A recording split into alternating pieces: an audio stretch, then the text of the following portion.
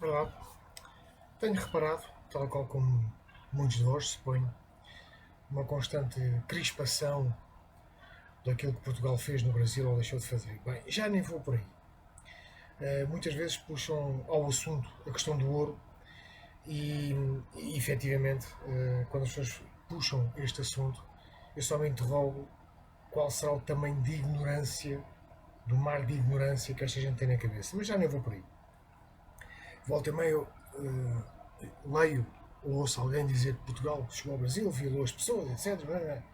Não nego, não nego, a sério, mas se fosse hoje, eu, como cidadão dentro de determinados valores, eu obviamente repudiaria isto.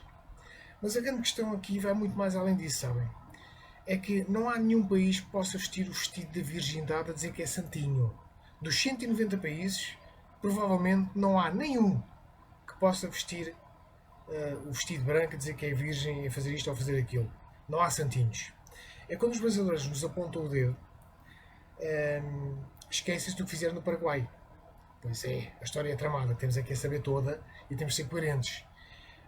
No Paraguai, especialmente durante a ocupação da cidade de Assunção, violaram, escravizaram mulheres e obrigaram-nas a um concubinato, inclusive. Portanto, e as pessoas continuam a desafalhar uma parte que parece-me essencial. Isto não é uma questão de nacionalidade.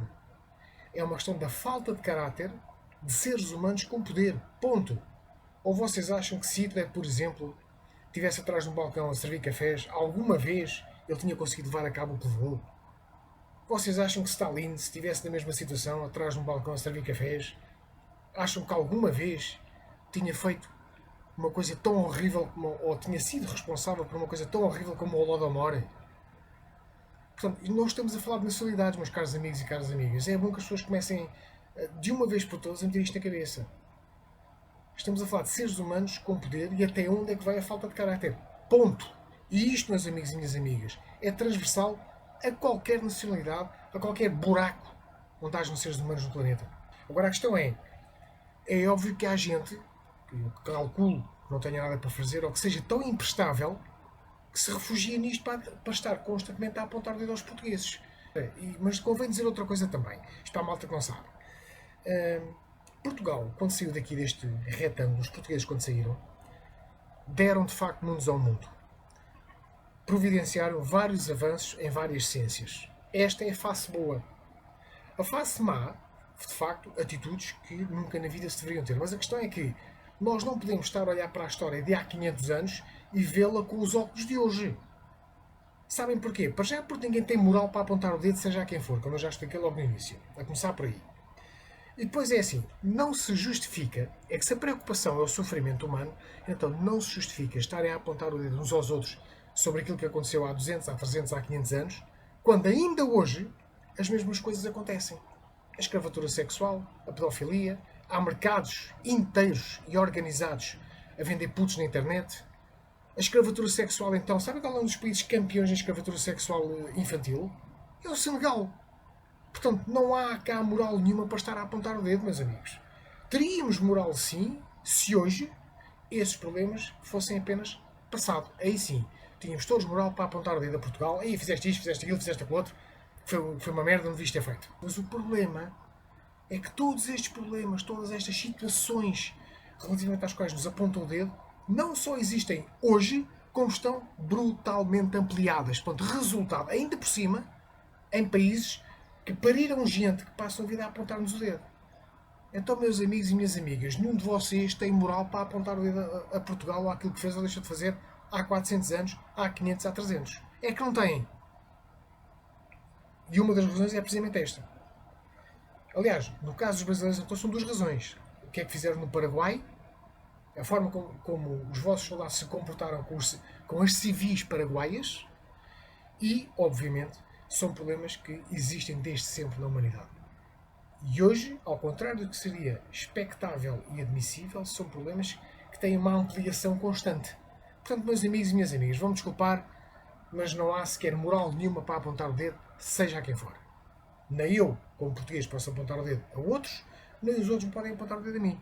Porque tem toda a gente culpa no cartório. Seja pouca, seja muita, tem toda a gente culpa no cartório.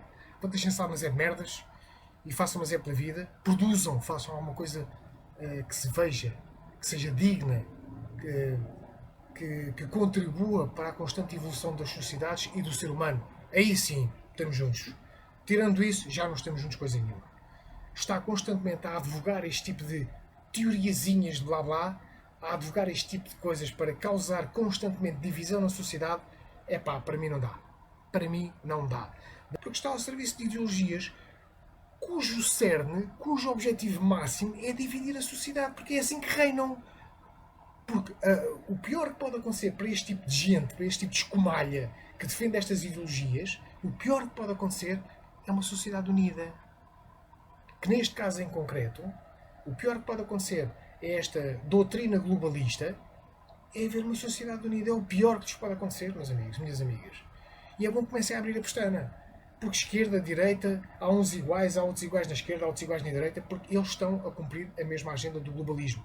Aliás, temos mesmo aqui um reles exemplo e bem recente do que é o comportamento típico de um globalista. A criatura quer, entende e vamos lá confinar as pessoas porque eu é que mando, porque eu é que sei. E se vocês não se põem a pau, quando este globalismo tiver todos os pilares da sua agenda plenamente operacionais e prontos a arrancar, meus amigos e minhas amigas, vai tudo lá para dentro. Vão portugueses, vão brasileiros, vão africanos, vão espanhóis, vão ingleses, vai tudo lá para dentro. Vão brancos, vão pretos, vão heteros, vão homos, vão trans, vai tudo lá para dentro. Que é isto que vocês, a mim parece que é isto que ainda vos está a escapar. Esta gente aposta em manter a sociedade dividida. E como é que fazem? Criam problemas onde existem. Financiam milhentas organizações de treta, de sacanagem, de gente que não presta, precisamente para manter a sociedade dividida e para nos manter a reganhar o dente uns aos outros. Tu és bloco de esquerda, tu és chega. Mas ainda não perceberam que o que está por trás desta brincadeira toda são estes gajos. E claro, é óbvio, também não sou ingênuo ao ponto de pensar que é só isto que está em questão. Toda a gente sabe que esta agenda globalista tem uma maior tendência de malta da esquerda, maior aceitação da malta da esquerda do que dos outros. Mas não se iludam. A malta da esquerda, há a malta da esquerda a defender o globalismo, há a malta da direita a defender o globalismo. E entre uns e outros também há aqueles que não concordam com o globalismo. É preciso que saibam o que é e qual é a agenda pútrida, putrefacta que estes FDP defendem. Contra vocês, contra mim, contra o cidadão comum. É que na Primeira e na Segunda Guerras, e noutras escaramuças têm havido, sempre houve de alguma forma um país contra o outro. Depois é apoiado por outros, depois é apoiado por aqueles, é apoiado pelos outros, mas sempre foi uma questão de países. Agora não, meus amigos e minhas amigas. A guerra agora é contra o cidadão. E se vocês quiserem fazer uma guerra contra um cidadão de um país que tem 10 milhões, ou contra a sociedade de países que têm 80 milhões, como é o caso da Alemanha, por exemplo, o que é que vocês fazem? Como é que vocês fazem? É que é muita gente para controlar. O que é que vocês fazem? Semeiam a discórdia, semeiam a divisão.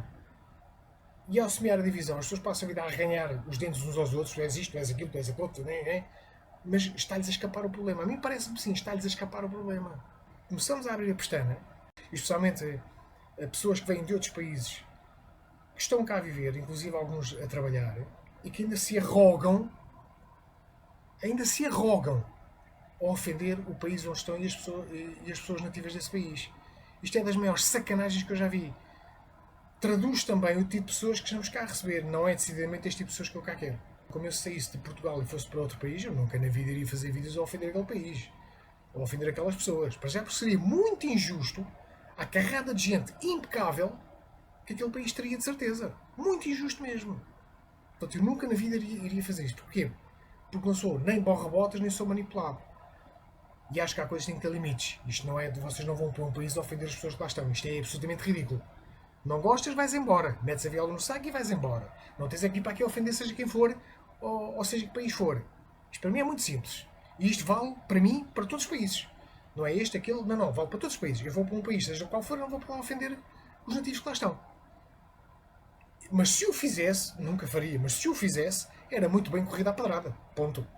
Era muito bem corrida à pedrada. As coisas têm que ter limites. E o que está a assistir hoje é que ninguém tem limites porque anda tudo com a cabeça completamente avariada. E o tudo, obviamente, entre aspas. Eu sei que há muitas exceções, presumo que percebem onde é que eu estou a querer chegar.